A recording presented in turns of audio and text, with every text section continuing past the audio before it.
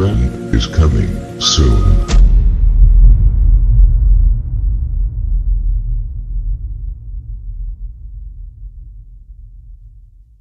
Scientists want someone to solve this chess problem and unlock the key to human consciousness.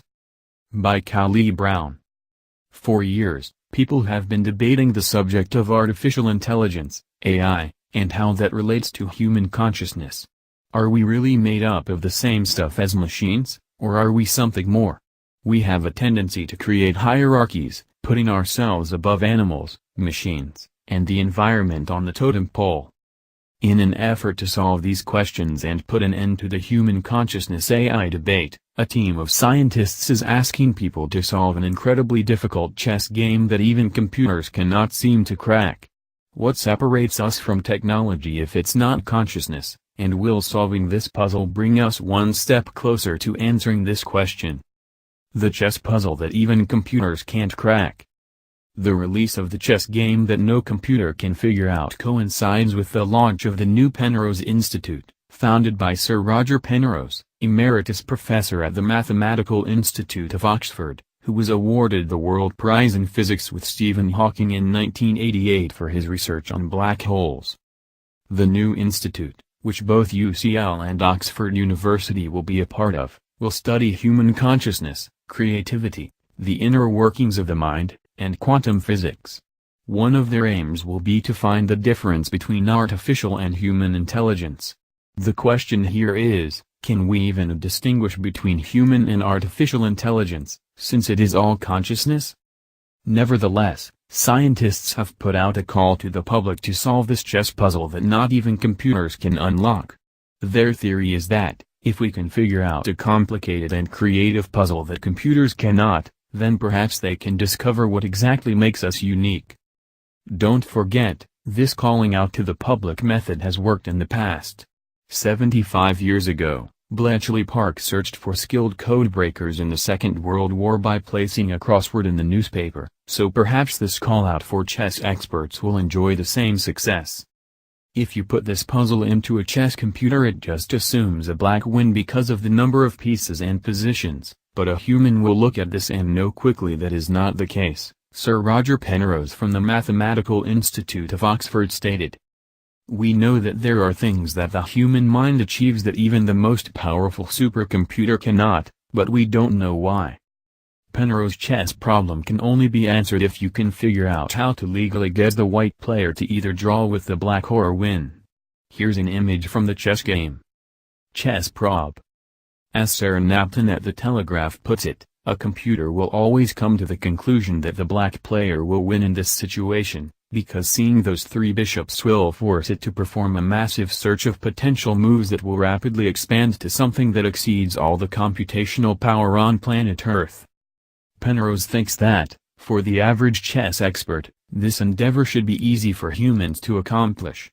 If you do successfully solve this chess puzzle, please email your work to puzzles@penroseinstitute.com.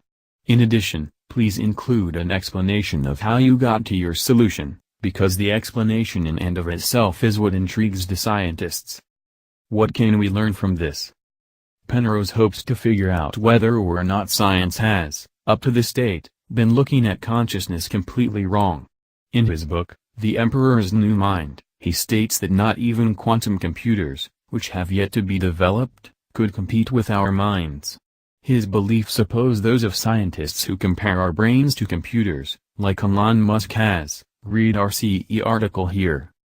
Science tends to take polarizing views on this subject. Many believe that our brains work like computers, whereas others believe AI threatens the human race, stating that the world could become devoid of consciousness if we continue to further develop and rely on AI. Read more about that in our CE article here. These opposing perspectives aren't necessarily surprising, as we live in a dualistic world.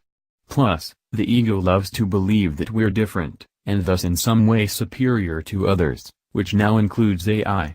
What science seems to forget is that everything is made up of consciousness.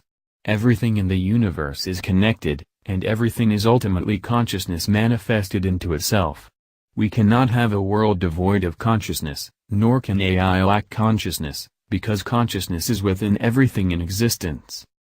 Now, that doesn't mean that we are here to serve the same purpose as AI. AI is something that we physically invented, and it currently exists, as far as we know, only to serve the human race and the collective consciousness. Human beings, on the other hand, are souls that are here to undergo the human experience. So, with this logic, it is clear that the fundamental difference between AI and human beings is the purpose we serve, even though we are all made of consciousness. Science is also just about the physical reality, it is the pursuit for knowledge outside of ourselves. It serves an integral and important role in society and has helped us raise our knowledge and consciousness immensely. However, it is not the only way to access knowledge and learn from this experience, which is something many scientists tend to forget. Why are we self-aware and how do we measure self-awareness? Humans tend to presume that all other beings lack self-awareness, but how can we truly say that with confidence? We also spend a lot of time suppressing creativity, as we constantly try to conform, follow social norms, and even take drugs to calm us down. What if the answer lies within us, and by suppressing our creativity, we're only getting further from discovering the truth? I'm not suggesting we stop researching these topics. Science definitely plays a crucial role in learning more about consciousness and quantum mechanics, however, we cannot forget that we hold the answers as well. Perhaps if we meditated and looked inward more frequently, we would actually learn more about ourselves and the collective consciousness.